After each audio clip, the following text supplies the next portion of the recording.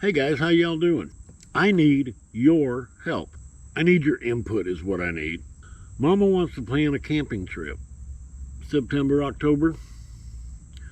She wants to go somewhere North Georgia, South Carolina, North Carolina, maybe somewhere in Tennessee.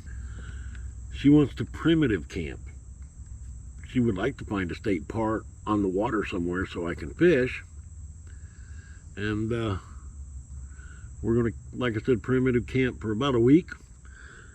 Not necessarily in the same place. We can go a couple of different places and camp. But she wants it to be on the water so I can fish. And she's looking for a decent campground.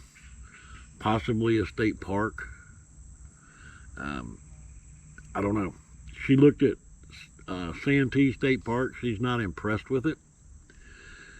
So if you know of a place, a nice little campground area, got some decent water around it, somewhere where I can go fishing, someplace where we can just sit back and relax and enjoy things, hit me up down in the comments. Give me your input. I would appreciate it.